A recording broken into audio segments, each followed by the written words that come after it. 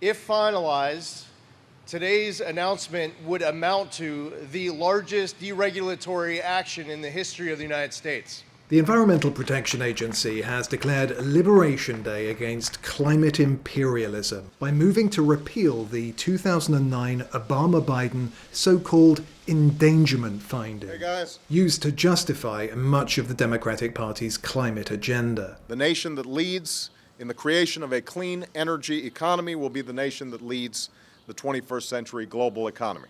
Lee Zeldin. Speaking in Indiana on July 29th, Mr. Zeldin, joined by, amongst others, Energy Secretary Chris Wright, said that the EPA is now proposing to undo what Congress never gave the agency authority to do: regulate greenhouse gases. This ruling happened, and it happened because they couldn't do it through the House and the Senate and the presidency, the normal lawmaking process. Regulations that hit mobile sources, stationary sources, airplanes.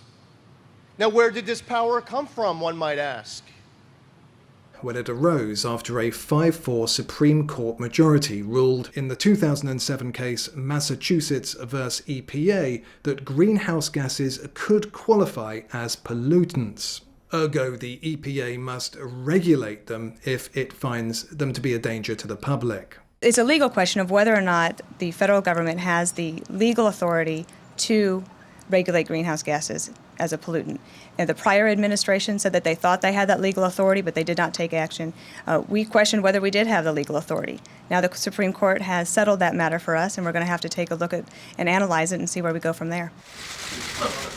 And that's where the Obama 2009 endangerment finding that provides support for federal climate diktats came from. And the EPA said that carbon dioxide, when mixed with a bunch of well-mixed gases, many of which aren't even admitted from mobile sources, that contributes to global climate change. The distinction? The amount is north of zero.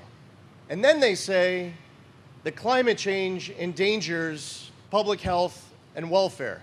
Yes, the 2009 endangerment finding acknowledged scientific uncertainties about the effect of CO2 emissions on temperatures, extreme weather, allergies, diseases, and more. But it cherry-picked studies to support the dubious proposition that greenhouse gases pose a clear and present danger to the public. See, some would like to simplify what the endangerment finding is by just saying carbon dioxide endangers human health and welfare. Now, that is a very oversimplified statement to the point that it's just not accurate when you look at what the endangerment finding did.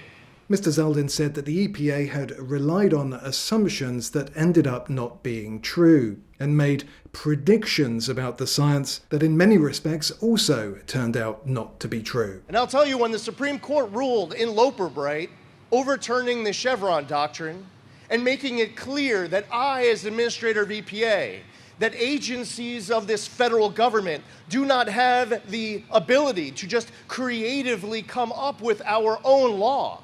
We do not have that power on our own to decide as an agency that we are going to combat global climate change because we give ourselves that power.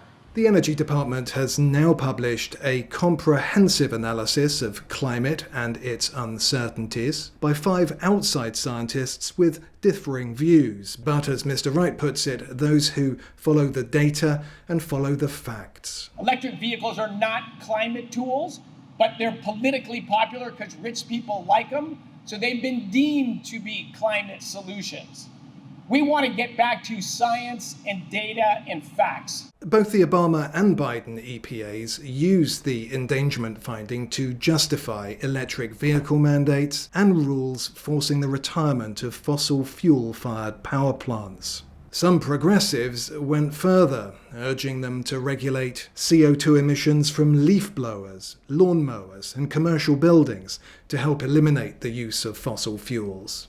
Democrats will sue to block the Trump repeal when it's final, and that will make the administration's day. Conservatives have long wanted the Supreme Court to revisit Massachusetts vs. EPA, which contravenes its major questions doctrine rulings.